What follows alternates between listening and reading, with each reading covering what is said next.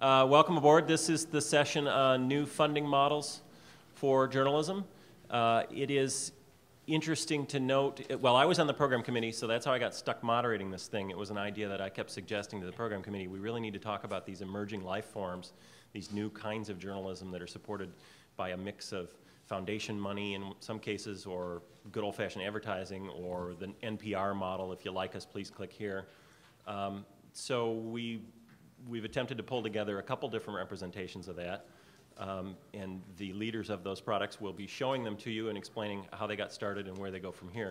It has been interesting to note over the course of today's activities, at least in the sessions I was in, this topic came up over and over again. So I think the program committee was on the right scent. This is something that people are watching with interest and wondering how they're going to get paid to do what we love to do, which is science journalism. If the newspaper no longer exists, literally in the case of two papers I once worked at, how are we going to get to do what we do? I'm confident that the public still has an appetite for science news, and I'm confident that they will be getting it through the internet. It's just a question of how we deliver it and how we go about the gathering, which I see as two separate problems. So we're going to start with the hometown favorite, Roger Cohn of Yale Environment 360, produced right here in town by the Yale School of Forestry and Environmental Studies. Roger has good dead trees bona fides. He was formerly the executive editor of Audubon magazine, and before that the editor-in-chief of Mother Jones. And so if you will walk us through it, Roger, tell us what you're working at in Environment 360.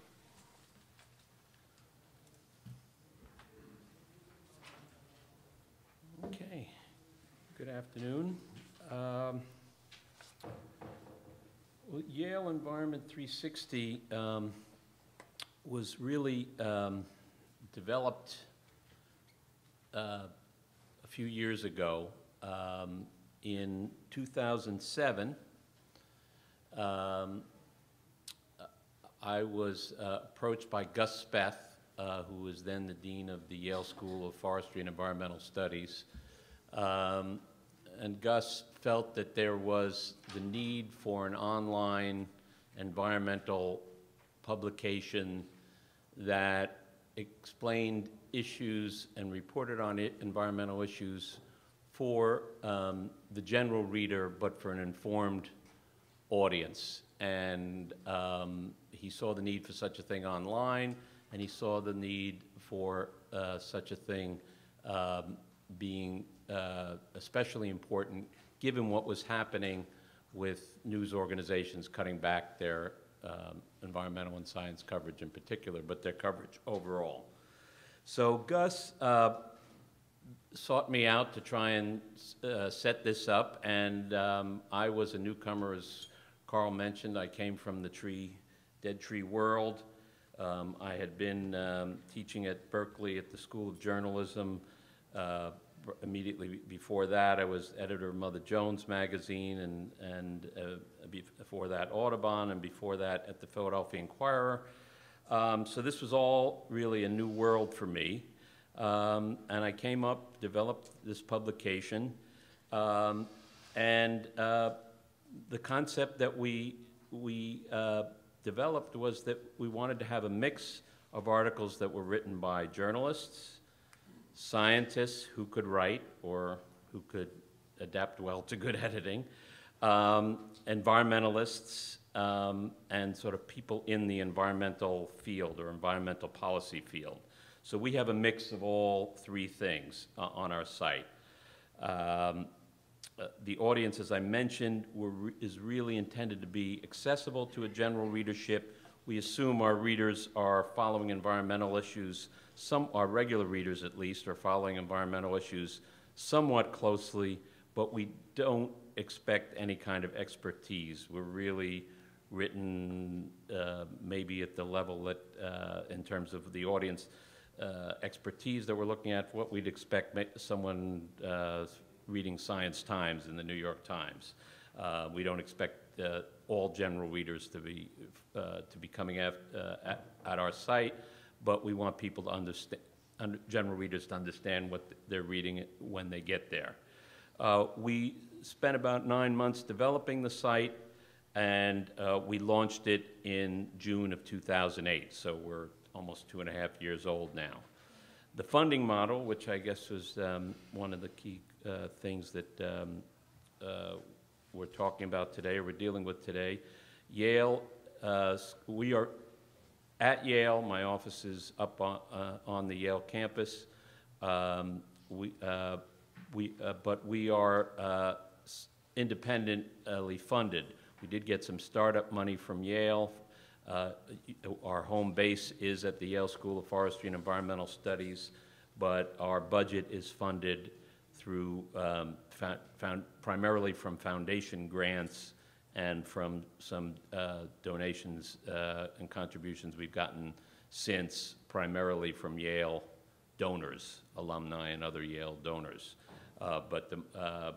So we certainly benefited by having the backing, the prestige of Yale, but the amount of the financing now, not after the startup, is not funded by the university.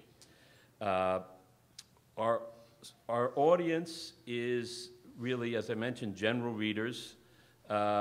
We have been quite impressed. You know, as I mentioned, it's my first web venture, and one of the things that really has struck me was how quickly you can build an audience. As someone who used to sit, you know, at magazines and send out mass mailings of subscription solicitations and get back pathetically small response, even from a major magazine. You can really, you get your articles out there, people do see them, they do get passed around, and you do build an audience. I think if you have something that people are looking for and that people want. We've found, and this has surprised me, that now more than a third of our readers, maybe 35+%, are outside the United States. And I actually enjoy that a lot, especially in the comments section. I enjoy seeing the comments from readers in all parts of the world. Or if you look on Google Analytics, you can sort of zero in on different countries where you have readers. And I'm always amazed to see we have 6 people reading us today in Swaziland. I don't think there is a Swaziland. I'm just using that name, but very obscure places where I wouldn't think anybody could find us. So we run it like a magazine. That's really the only thing I knew how to do. In terms of we find the articles, and by that I mean we mostly assign them to writers, and I say our writers are a mixture of journalists and scientists, academics, environmentalists, or environmental policy or business people. We fact check the other way we use the university. We use Yale students, our interns, and they do the fact checking. We fact check fairly rigorously, certainly compared to what's done elsewhere on the web, which I gather we're kind of an oddity in actually fact-checking things as a non-journal on the web. So we launched in June of 2008. We have the mix, as I mentioned, of writers. You'll see this first article, which was an article by a young freelancer in Hanoi named Mike Ives. It's about Vietnam, efforts to replant the forests of Vietnam, and how that is leading to a debate over whether to plant timber species or native species in Vietnam. He focuses on this scientist who is leading the fight for native species in Vietnam. The kind of story that we're very happy to get because it's unlikely to be done too many other places, and it's from a part of the world that is often neglected in coverage. We have a fairly broad range of authors. We'll go from an author like Mike Ives to an author like Elizabeth Rosenthal, who is environmental writer with the New York Times. She does an article for us, more of an essay on eco-disasters and the media coverage of it, something that she can, not going to do for the Times, wants to find an outlet to do a piece like that, and we are happy to provide it. We also have academics writing for us. Roger Pielke at the University of Colorado, who's written a lot about climate change issues and a somewhat controversial take on some subjects, wrote this piece for us. It's, I think, the third piece that he's done for us. And his pieces, along with many of our pieces, elicit strong comment. And one of the things that we really pride ourselves on and we're trying to make happen is that we have pretty intelligent interplay on a lot of our articles in terms of the comments. Scientists and highly informed readers often get into some pretty interesting discussions on these things. And then we do get, I think we here had Roger responding actually to in getting into a dialogue with the comment writers on the site. So that's an important part of what we do. The comments, as I say, are 2 minutes. 2 minutes more? Okay. The comments are an important part of what we're trying to accomplish. The other thing that we're doing a lot of, and that I would think that people that are writing about the environment or writing about science issues in general probably need to factor into the work they're doing are videos, either working with a video person or developing that skill. We've done a series of series of video reports, 2 major ones, including this one that just premiered on the site a few weeks ago that's drawing a lot of interest about climate conflicts in East Africa. It's set on the Kenya-Ethiopia border, where increasing drought is leading to tribal conflicts as it focuses on the Omo River and Lake Turkana, and it tells the story of what's happening there, which is that as the water recedes, in this case over the Ethiopia border into Kenya, tribal people are roaming down into other people's territory. So this is how people go herding now with a gun on the back. And it's a very powerful article. I say article because I was thinking I should show you the article. We do a relatively short text to go with it. This one, I think, was about 800 words that we ran explaining sort of what's going on with this situation and setting the stage for the video, which can be watched without reading the article. It's self-explanatory, but I hope we add something there. And we did the same with a mountaintop removal video that which is not, interestingly, some of the photos are not showing up on this computer. Okay, well, anyway, this was a mountaintop removal video, which got a tremendous reaction last year in leveling Appalachia. So we try to mix it up. We find that when we bring the videos on, we bring in, particularly if they're good reports that get circulated around the web, we end up bringing in a lot of new readers and new eyeballs to the site, many of whom hopefully stay with it. So I have past my allotted time. Well, we want to do a lot of give and take. Okay. That's terrific. Very good. Thank you. Thank you.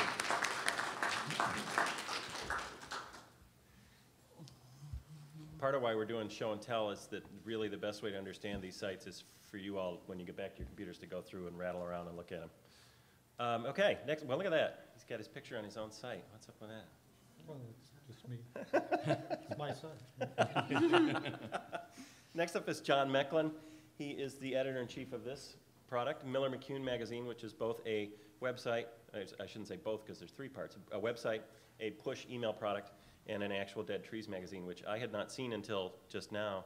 And it's got this beautiful, heavy, glossy stock. And I said, wow, this is what magazines used to be. And he said, it's what magazines are going to be. Did you not? That's pretty exciting. Okay, again, great Dead Trees bona fides, former editor of the High Country News, and he has a master's degree from the Kennedy School of Government. John Mecklin.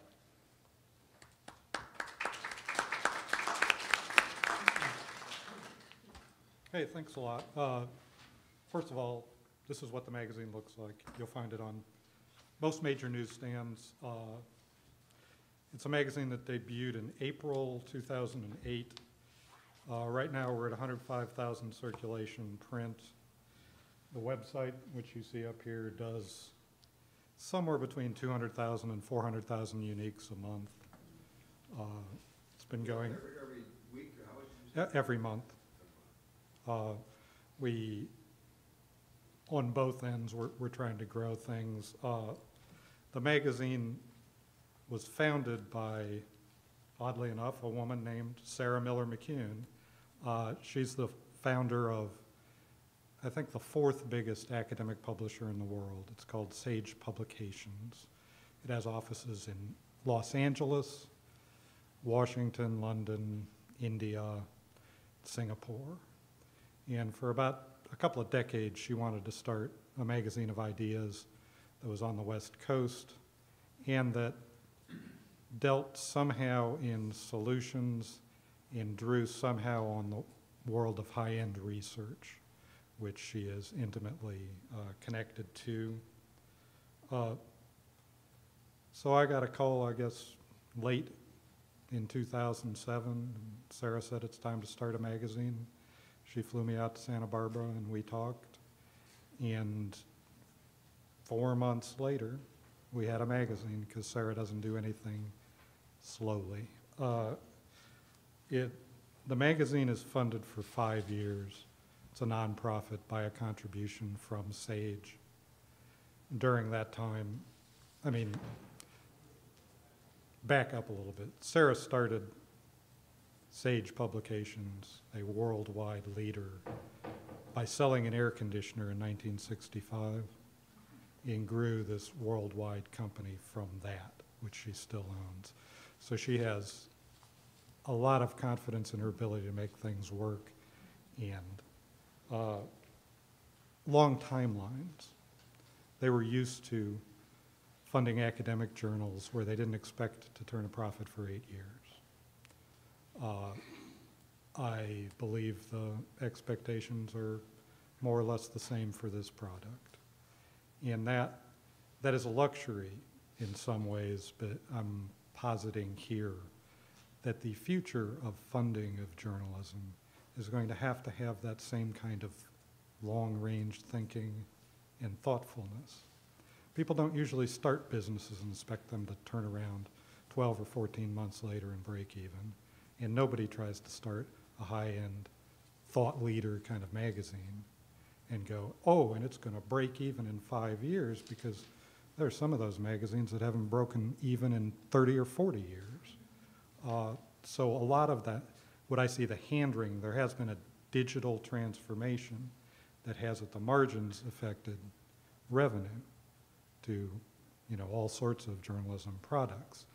But some of the thinking around, well, what do we do about that, is, I think, a little bit panic-stricken, frankly. I mean, what you do about that is put out really good products with reasonable timelines for reaching objectives. And when you aren't reaching objectives, you adjust, you change, you do all the things that any good business does. And I see that is the future, and I see a whole bunch of examples of where that future is going to come from. The innovation of Miller McCune, such as it is that the center of our stories are about how to solve a problem. most public interest journalism, sort of the standard theory of journalism, is that we reveal these horrible problems to society, and then, here you go, society, you fix it, right? And it's not our job as journalists. In fact, it's bad for journalists to suggest what society should do.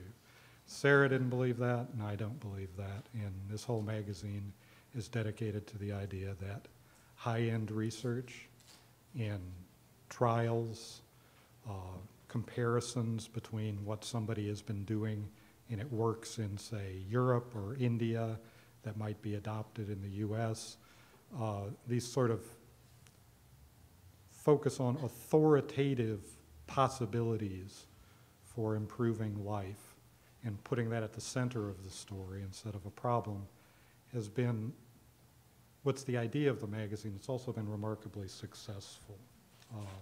We've gotten a lot of notice, as I said. The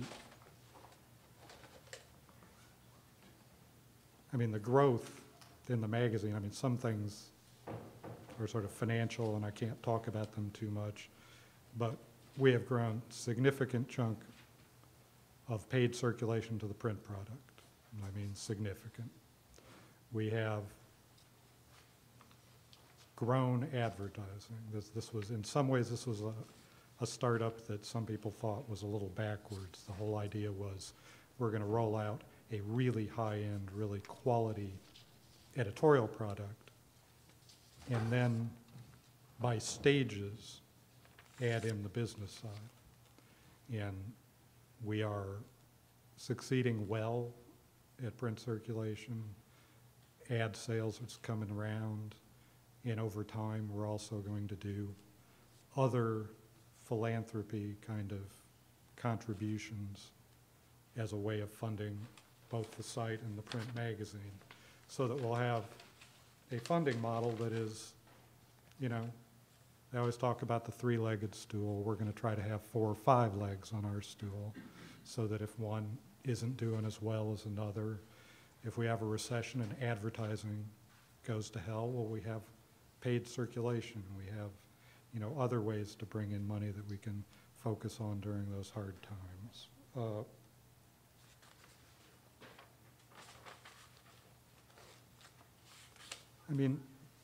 Beyond that, I'm almost, I guess I'll just page through the site real quick, because I think the most interesting part of this is going to be questions from you all. The website up here, this is the print magazine, and if you click through to it, you get a presentation of, archives of print magazine. Right now, we don't charge for what's in the print magazine. It's all free on the web. I am sure that over time we will, I know over time we're going to roll out tablet kind of presentations of the print magazine, which will be paid for obviously by apps, and there will be some restriction on what you can get through the website, just because people have to pay for quality, and that's just the way it's going to go. The website itself, right now we're spending about 2/3 of our freelance money on the website and about 1/3 on the print product. The print magazine is 6 times a year. This is 2 or 3 new stories or blog posts or something a day. To the extent that we do anything different on the website, it has to do with I think a focus on quality. We pay the same rate for the website as we do for the print magazine, which makes writing for the website very attractive to some people because it's significantly higher pay than a lot of websites pay. We do that because we want the web exclusive content to be every bit as good as the long form stuff in the Dead Tree vehicle, just of a different kind. It's going to be hooked more closely to what's happening today and this week than a bi-monthly magazine will. And I guess I'm going to explain my picture being up there and then sit down. We have another arm of something we're doing as a way of both publicizing ourselves and, you know, spreading the word about that we're actually a magazine that's trying to develop high-end proposed solutions that people who can actually make decisions will actually use. So we've started a series of live events called Miller McCune Live. We had one down at the National Press Club in Washington a couple months ago. This one with my picture up there, we just had one in New York that dealt with, and it makes me sound like a digital troglodyte, but it really wasn't that way. It dealt with the downside of digital ubiquity, the splintering of people's consciousness by gadgets and all the iPhones and everything that all of you who are bored with me back there are looking at right now. So I will close with that. Thanks a lot.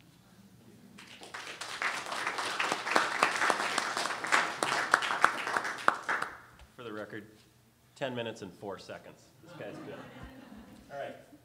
Next, we're going to turn to more of a newspaper model. Melissa Bailey joins us from the local, scrappy New Haven Independent, founded by a fairly notorious local reporter, Paul Bass, who's an investigative reporting bulldog. You know the type. And this is the thing they're doing in conjunction with something called the Online Journalism Project. Melissa is the editor of both things, and I look forward to hearing exactly how that works. Melissa Bailey. Hi, thanks for being here. So I'll take you a little bit through our site and our funding model. It's pretty different, I think, from the other two examples that you've seen. So the New Haven Independent, this is our latest homepage. We started 5 years ago. We're a hyper-local daily news website all about New Haven. So it's very focused on just New Haven, politics, community news, crime, all, and community discussion, which is a huge part of our site, all about what's going on around town. It was founded, as you said, by Paul Bass. He was a veteran journalist. He had a 25-year track record in New Haven and Connecticut as an investigative reporter. He took a look at the media landscape here and was pretty frustrated with it, and saw in his eyes that the out-of-state media conglomerates had really abandoned New Haven and eviscerated local newsrooms. So he decided to do something about it. He set up a non-profit entity called the Online Journalism Project. This was in 2005. It was a simple mission to encourage the development of professional quality online news sites. So he thought nonprofit was the way to go. Simple mission. The funding model is a lot like public radio. So there are basically 3 ways we get our money. We have, most of it, about 75%, is from foundations for reporting on specific topics. So it could be healthcare or the environment or education. A lot of our initial money was around healthcare. So this is a relationship that NPR also has with some funders, that we don't write what the funder says, but we write about a specific topic, and they understand that it's promoting reporting and discussion around a topic that they're interested in. And I can get into that later. We have a few sponsors from, this is general interest, sort of ongoing support from institutions. So, for example, the Gateway Community College, it's the college right on Long Wharf, down the street. They support us. They just have their name on our site. Our sponsors are listed on every page of our website. And it's just a sign of sort of branding for them. It's an influential readership. They're saying, we support this, we support community news. So we have quite a few of those. And we have readers who just pay us as little as $10 a month to support us. And they could also, we're also recruiting sort of high net worth individuals who pay as much as $15,000 a year to support us. So that, for the first 4.5 years, was basically our model. It was mostly local and statewide reporting and local and statewide grantors. In last year, we had a reporter who had an interest in a specific topic. She got really into the field of nanotechnology. and she had a lot of expertise around sort of worker safety and health. And she decided she really wanted to pursue this as a beat, and she didn't have a job at the time. And we had, Paul had this idea, which was a new idea for us.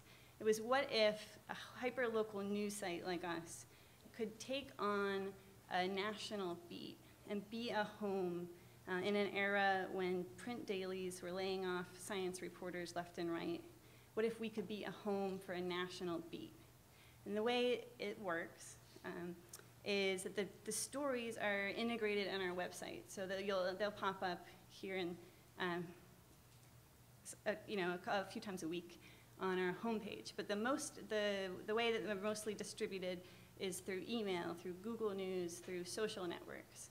So it's sort of a new concept, at least it was for us, that we could be home to this science beat that was basically not being covered anywhere. Now there's a great reporter, a Pulitzer Prize winner, Andrew Schneider, at the AOL News, who has a specific beat. But at the time that we kind of came up with this, no one was doing it. So earlier this year, we launched the Nanotech New Media Reporting Initiative. So this was a $58,000 grant from the CS Fund. The idea, I guess, was spend a year, develop this beat, and develop a national audience. So I think someone talked about, reaching not just people who come to your website, but reaching people, who could be anywhere, who read your news, not because they live in New Haven and are reading news about New Haven, but because they sign up for a newsletter or on some social network. So that we are in the first year of that.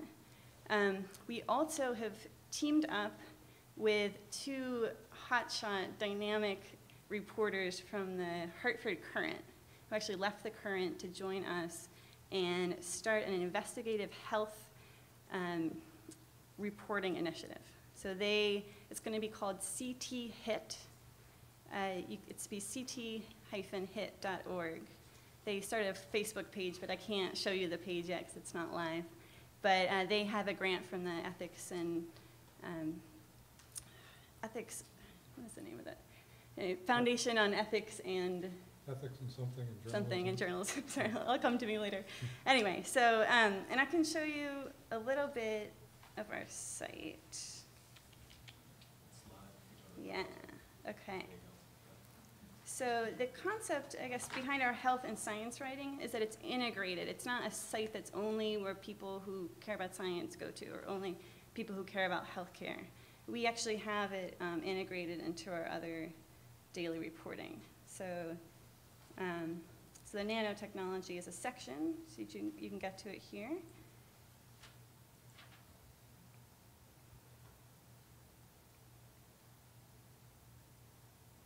So you'd find our latest stories. We have a blogger who's great, who's been covering most of our nanotech stories. And we also have freelancers who work on it.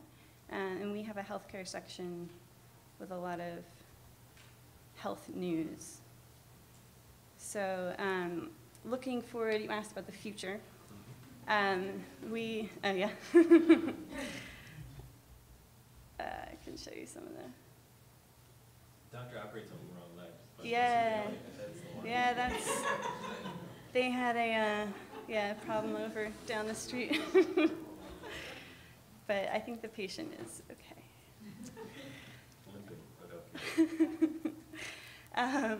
So you asked about the future.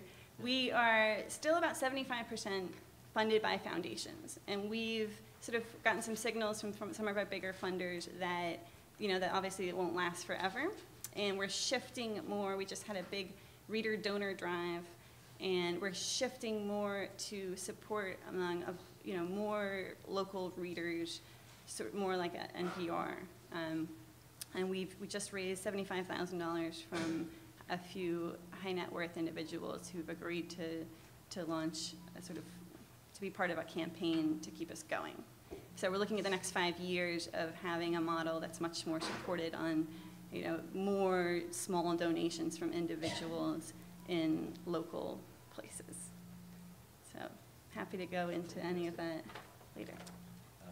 I have one question for you. So if I'm a science writer in the room here and I'm incredibly fascinated with particle physics, can I approach you and try to get something set up like Gwyneth has for nanotech? If we can find the funder for it, will you add channels as interested people get funded for it? Sure. I mean, I think that would definitely be in our mission. We had an application in for, we thought about doing a labor beat, because a lot of the, just national labor issues isn't being covered very much. We had an application out for that.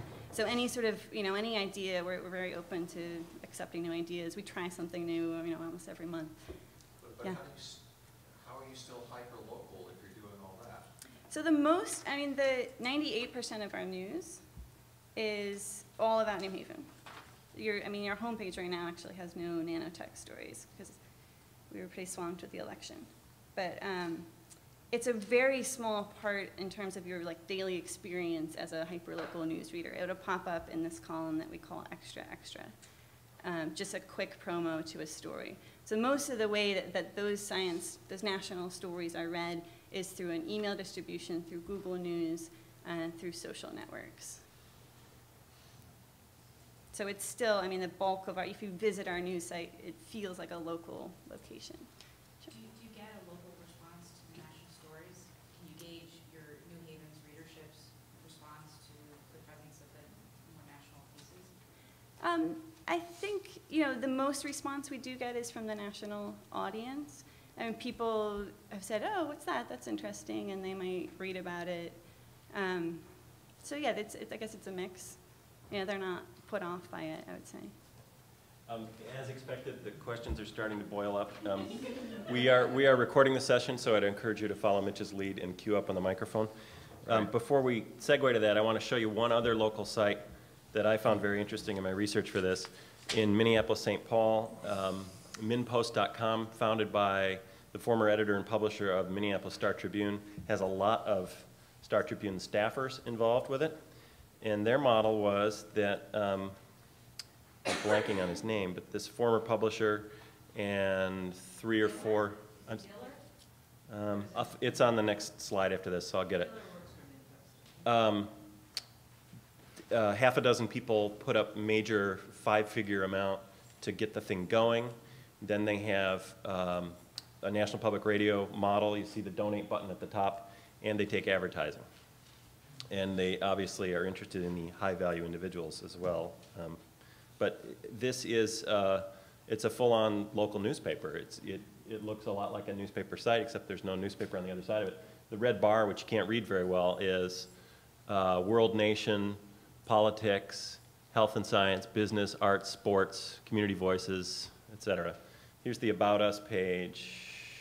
Joel Kramer is the editor and publisher who founded this thing.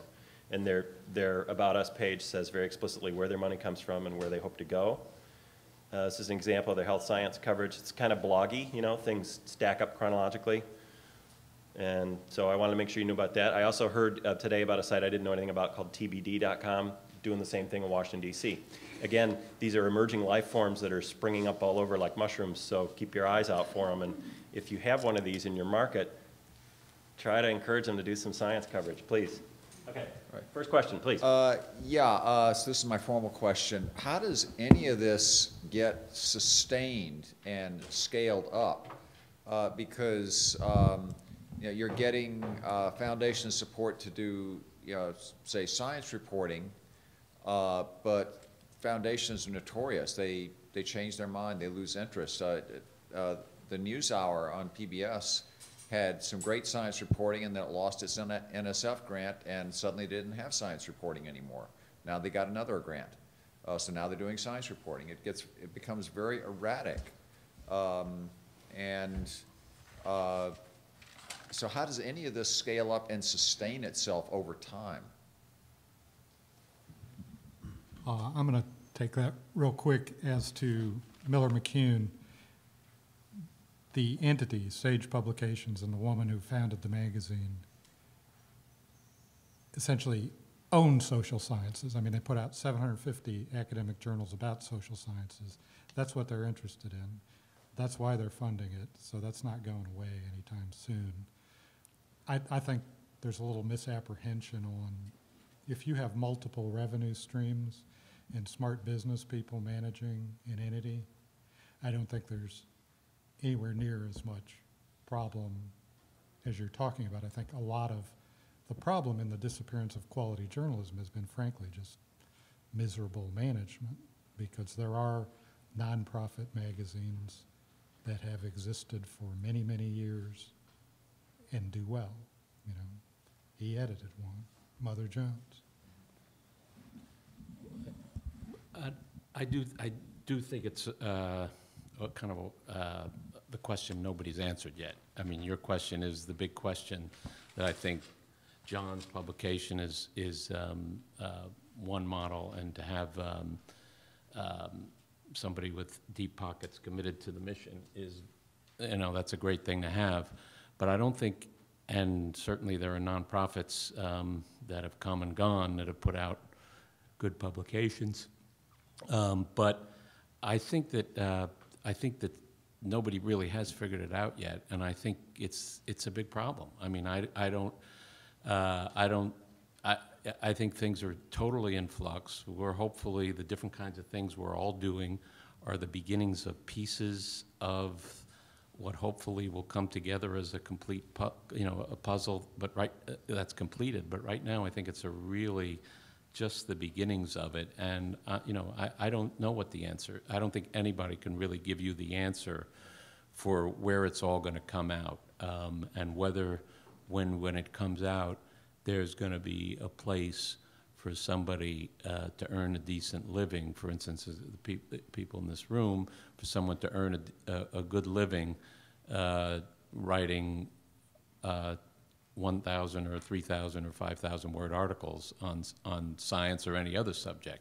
I don't think the verdict's in on that yet. And I think we're three different models of places that are trying to do something about that, but I don't think it's a question of I think it's more than mismanagement. I think the media business, the whole funding model for what was media business, the best of the media business, has been damaged badly, if not destroyed, and now the various ways now to try and rebuild it. I don't think anyone knows which one is going to succeed. I'd just like to know how each of you defines success for individual stories and institutionally, and if it's not some metric like raw page views or unique visitors, what is it?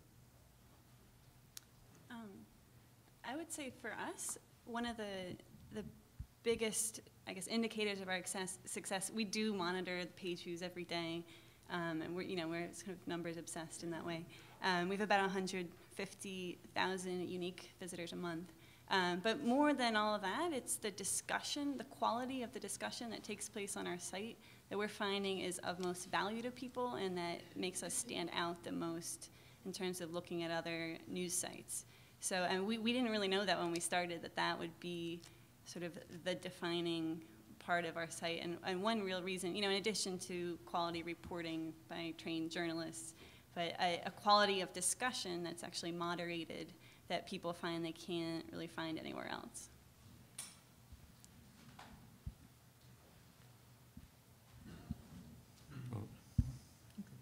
How do you measure success? So, excuse me, I had 3 questions, and I was hoping that each of you could answer these questions, please. Is that 9 answers or 3 answers? Did I say that backward? Well, you have 3 questions and 3 panelists. Oh. How are we doing? 9 answers. I have 3 questions, You want 9 and I answers? was hoping to get a response from each panelist. Does that sound more logical? Is that a lot? Keep Okay, going. I'm Let's see what you got. sorry. They're very short. If it's too much, then you can ignore it. Well, let's see how it turns out. Okay. I was wondering if you could tell me your reader profile. Do you have an idea of the age range or who your reader is? And how do you market your site? And actually, I guess it's only 2. I said profile, age range, how do you market the site? And I think that's it. Okay, thanks. Simple. Okay. Who wants to go first? Miller McCune, you're next to me. Yeah, we've done some surveys, and, you know, I guess our average reader is probably going to be, you know, older, 45, 64. They've got money. On average, they make over $100,000. About half of them have PhDs.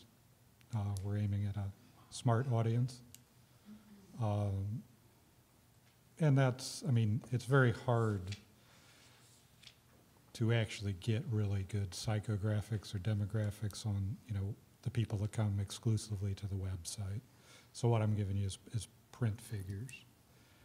And how do we market it? Well, we spend a fair amount of time, you know, when we write stories and they post on the web, you know, alerting people to the idea that the story's up, to try to get people to link back to it, you know, pretty standard stuff.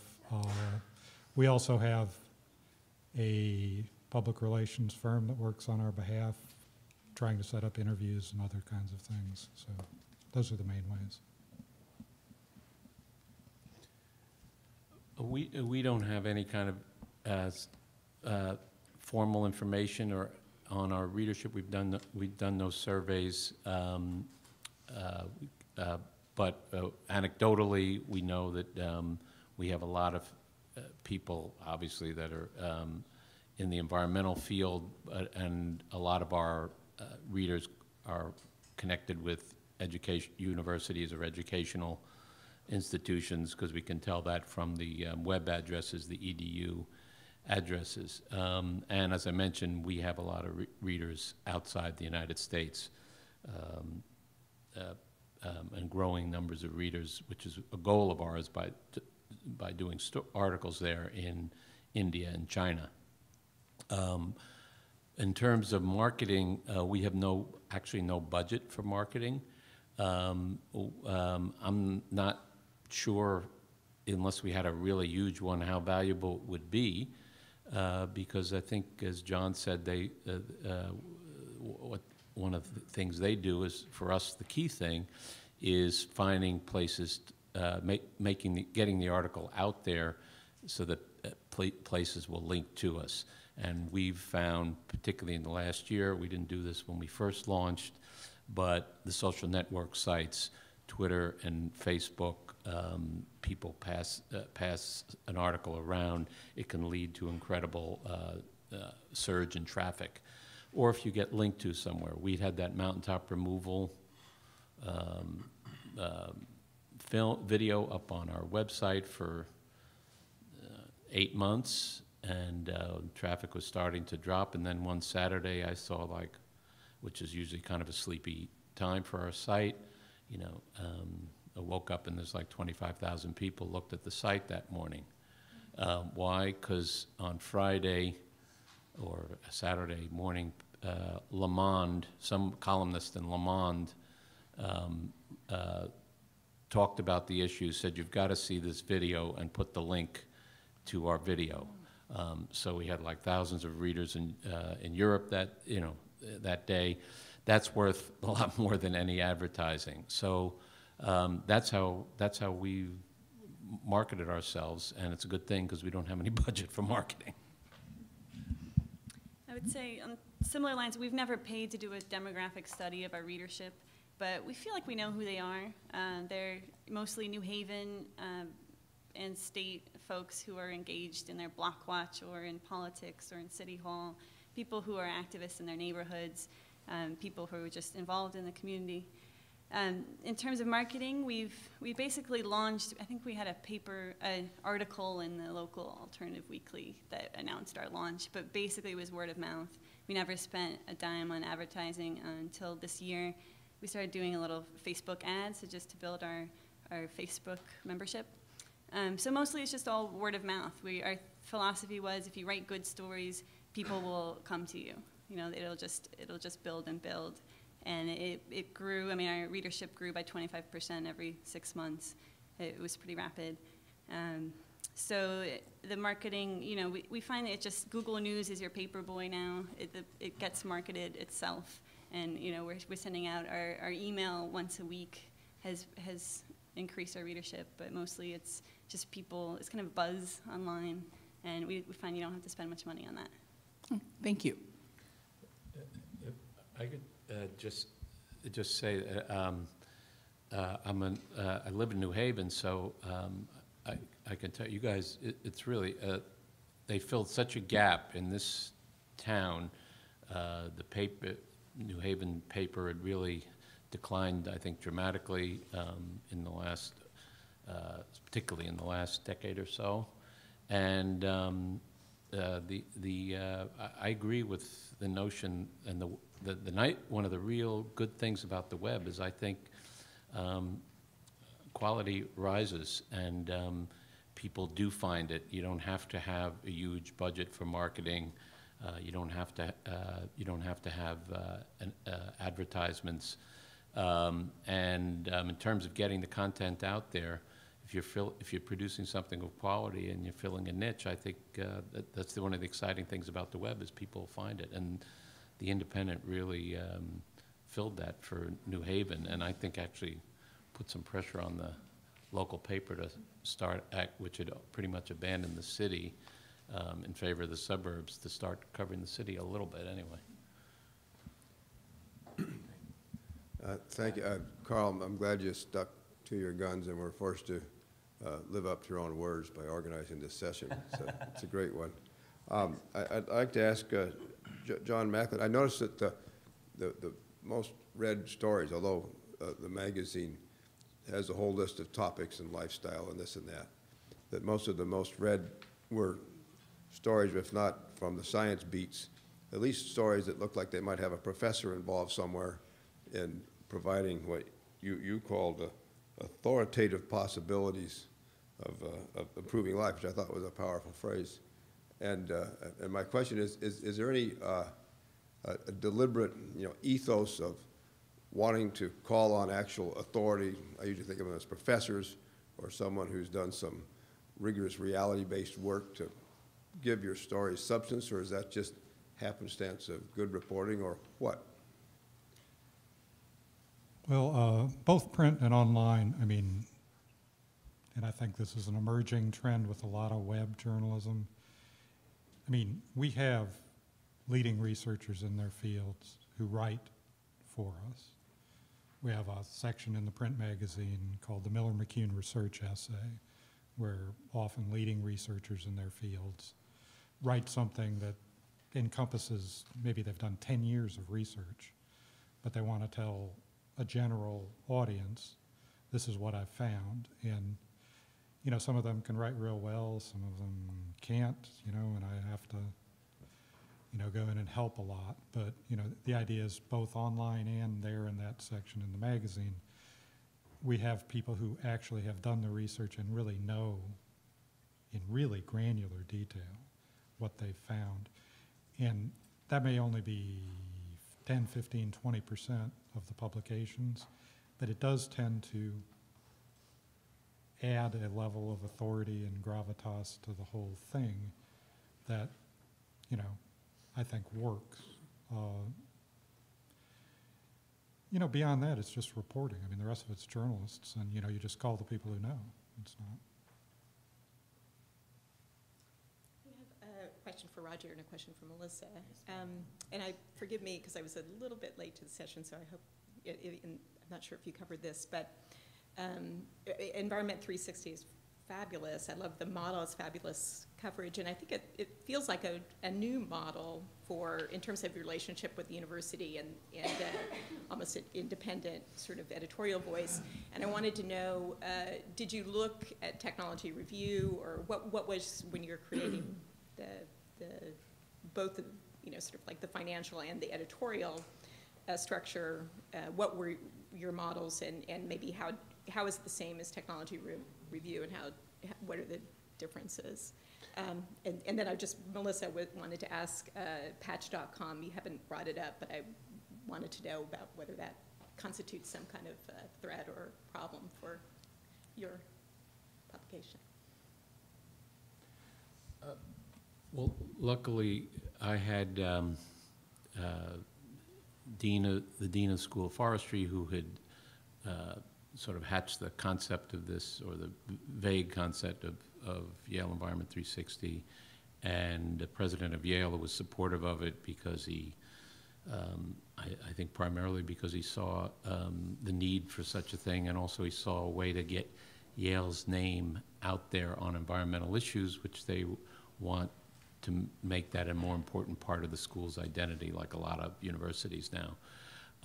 But you're right, I think it's somewhat different in the sense that we only got, you weren't here at the beginning, but I explained we got some startup money from Yale, but we're not funded by Yale, we're funded by foundation grants and donors. In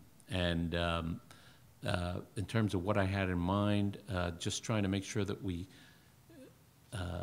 use the Yale brand both to our advantage and to Yale's advantage, but set it up as something that was established as editorially independent. I didn't really know how individual places worked. I didn't know technology. I know the publication.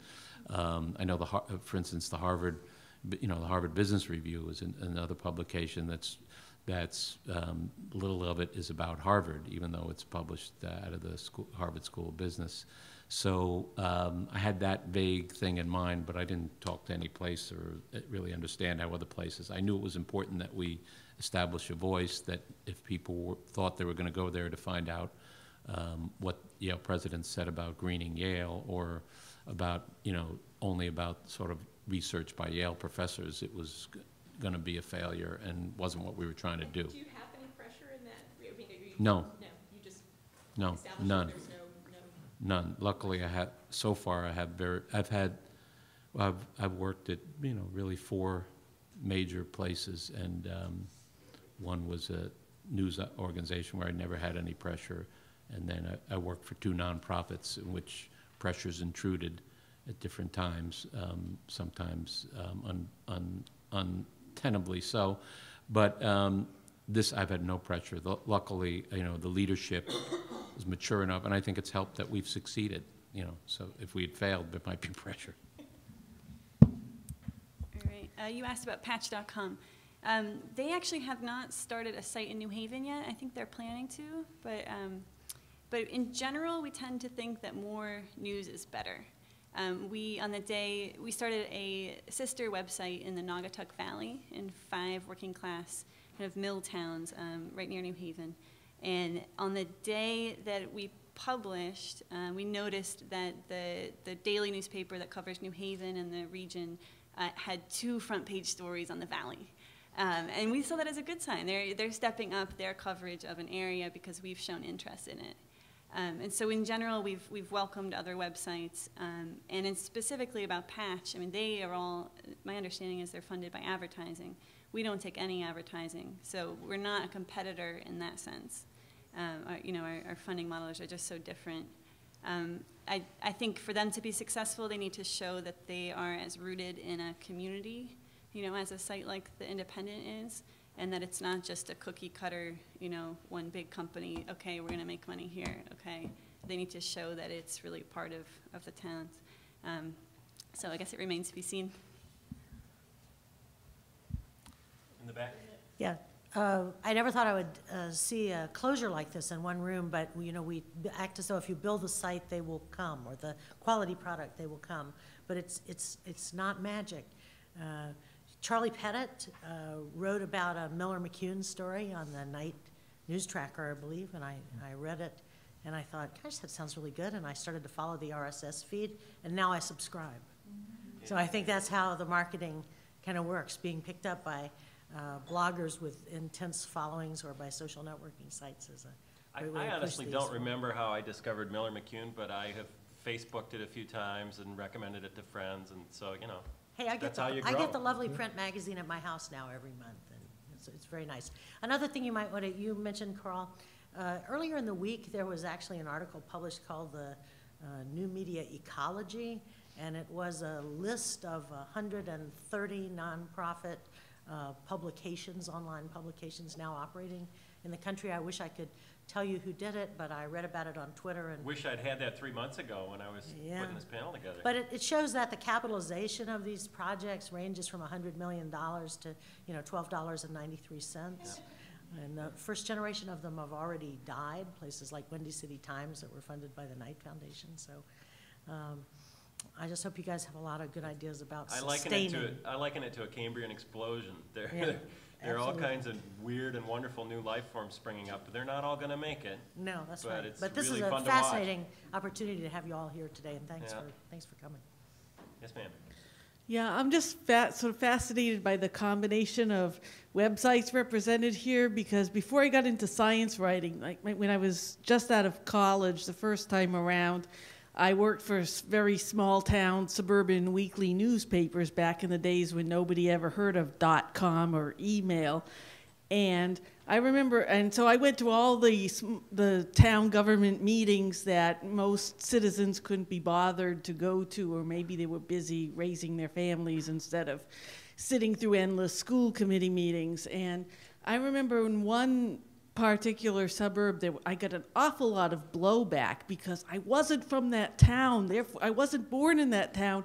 How could I possibly know about that town, even though I was born in one of the other communities in Massachusetts, but I wasn't from their community. And I contrast that with where I live now. I live in Greenbelt, Maryland, which has this volunteer-run community, cooperatively owned, quote-unquote, newspaper. Greenbelt is very big on co-ops for a lot of historical reasons. And when I tell people socially that I write as a profession, they often look at me and say, why don't you go volunteer to write for the paper? And I think, why should I bother to sit through all these endless town government meetings and do for free what I used to get paid a small salary to do in the 1980s. And what I'm leading up to is that until recently I worked for an optics magazine where I was laid off from it, but basically a lot of the other people who write for that magazine are professional scientists and engineers who write for free. And how do you convince people that, gee, your writing is worth something even if you're not necessarily a community member or a PhD, but you're still knowledgeable about the area? How do you convince them that, you should be paid for what you write? Besides the obvious things like meeting your deadline and delivering the story that they ask you to do, so. Anybody?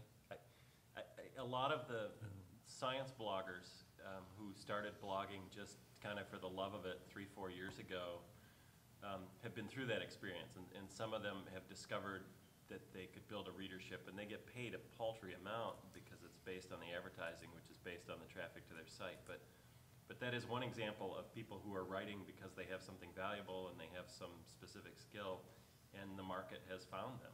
They're not getting rich on it. They all have day jobs on the side, but maybe this new democracy of media distribution and this ability of the audience to find you and to tell other members of your audience about you can lead to monetizing what you do. I don't know. You pay people to go to meetings, right? Oh, yeah. Yeah. Yeah, we don't subsist on free, taking advantage of people who do it for free. We believe that journalists, it's people with experience in fact-based journalism who are trained as reporters, and we pay them accordingly. Yes, ma'am.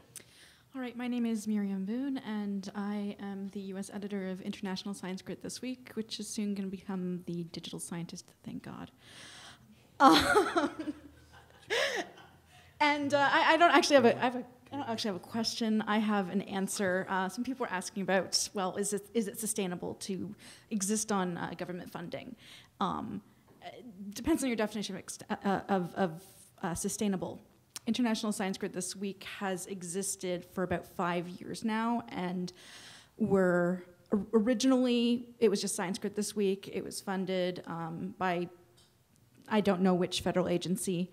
It was based at a Fermilab in Illinois, And then the Europeans saw it and thought, wow, this is so awesome. We want to be part of it. And so they got funding. And there have been a few times where one side or the other has had difficulty getting funding. But because it was a partnership between European funders and American funders, there's always been funding to keep the publication going. And in fact, the Europeans just got another 3 years of funding for the publication. So it suggests to me that, at least in some areas of science, it can be sustainable for some values of sustainable. Cool, thank you. I had 2 questions left over from the session that I jotted down. And one of them was for Roger, who, in writing about climate a lot, must have run into swarms of paid commenters coming from undisclosed locations, writing things saying climate science is all a hoax, blah, blah, blah. Do you see that? And if so, how do you deal with it?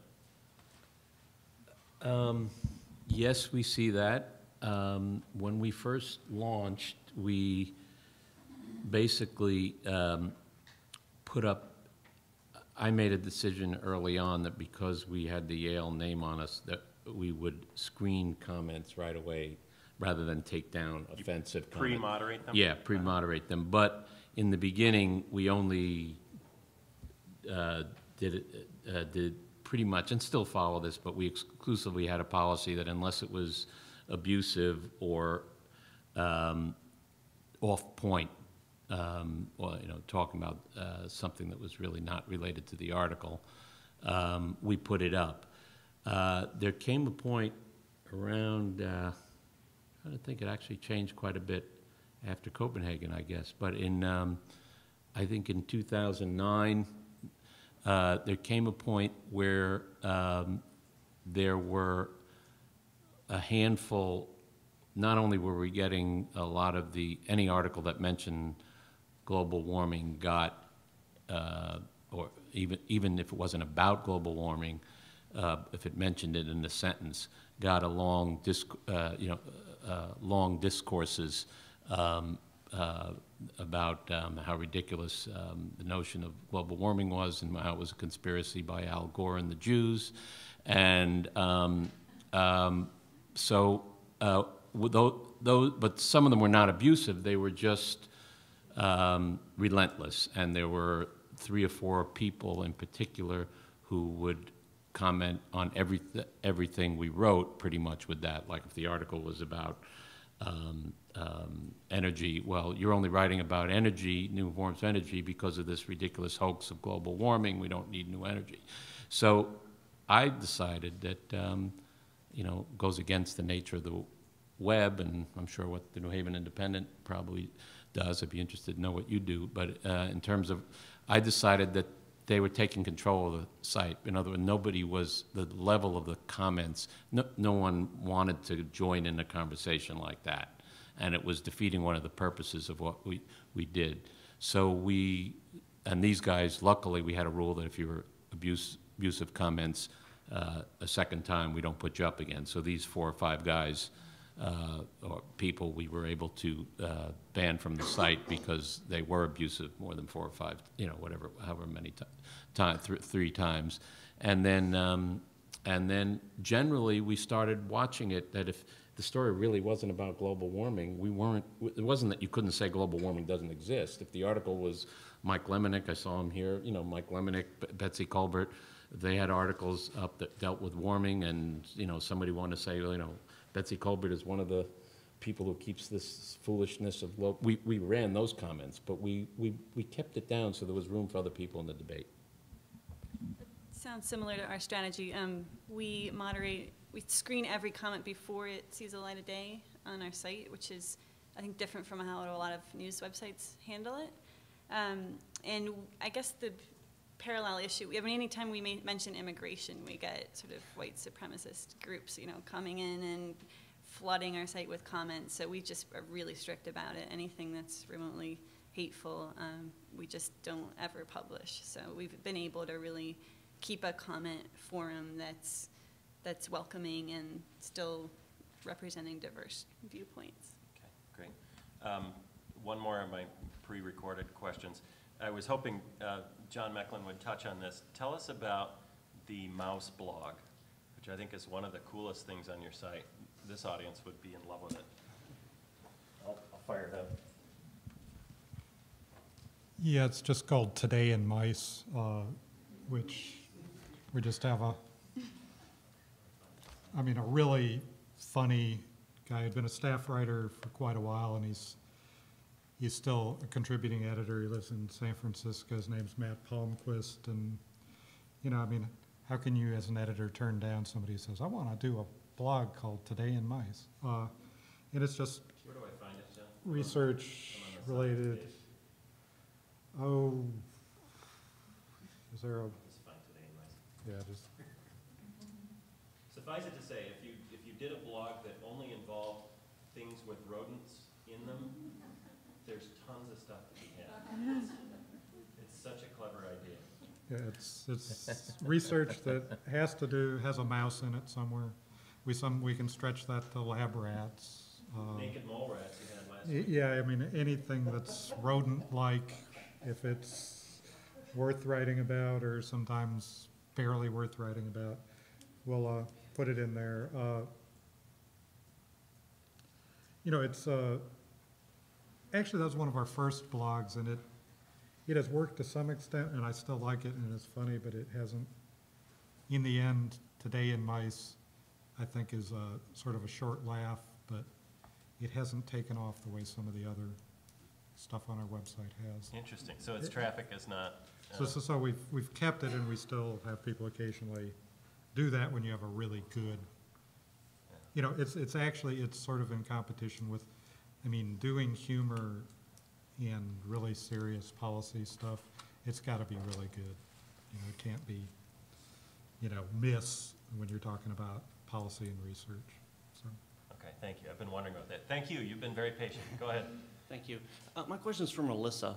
No one, as a writer, no one can underestimate the value of a good editor. And nanotechnology is a fairly specialized field of science. I'm just wondering, who edits those types of stories for your website? Is it the same people that edit the hyperlocal material for New Haven, or is it somebody with a little bit more experience or background in whatever field that's being written about? Sure. They're all edited by Paul Bass, who's the editor-in-chief of the New Haven Independent.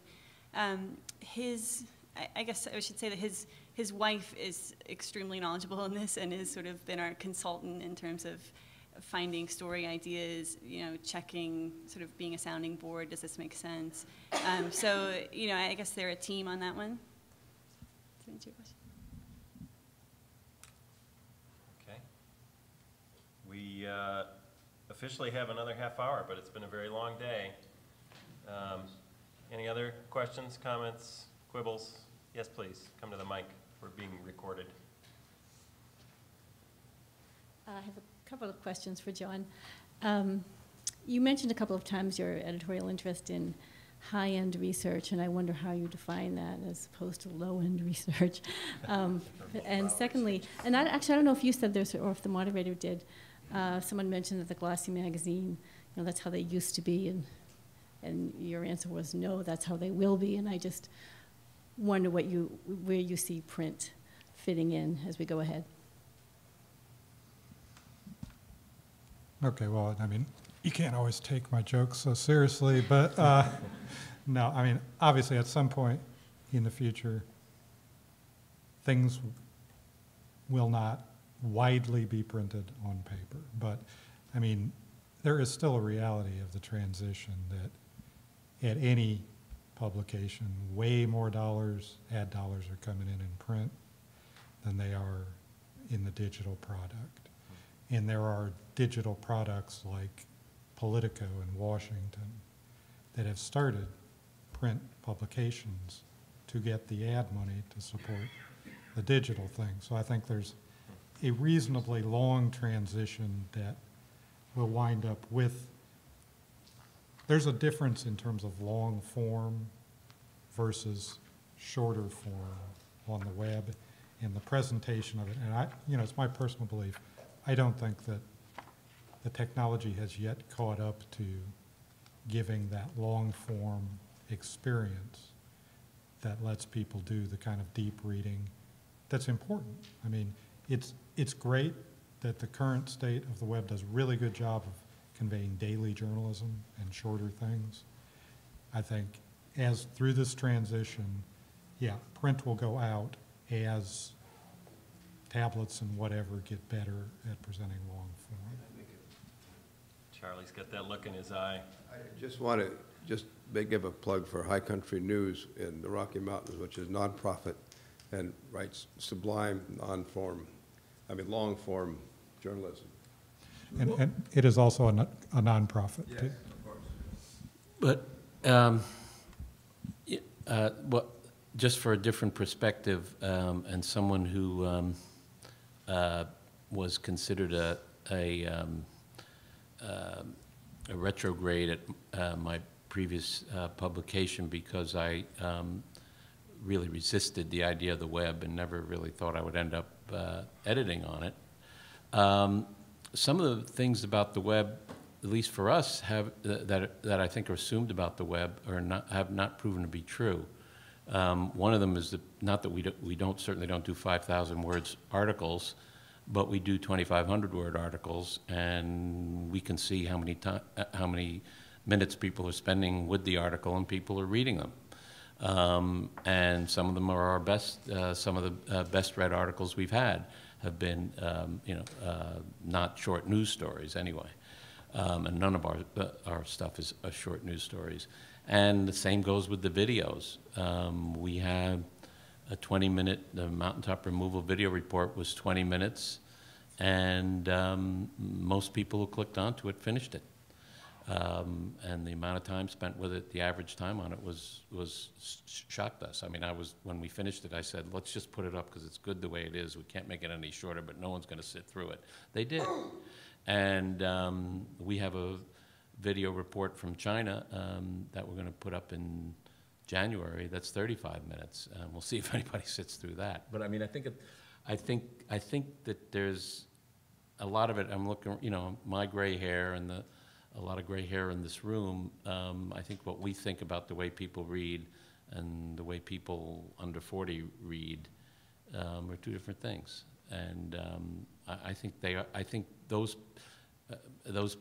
younger people will read a longer article or watch a longer video on the web.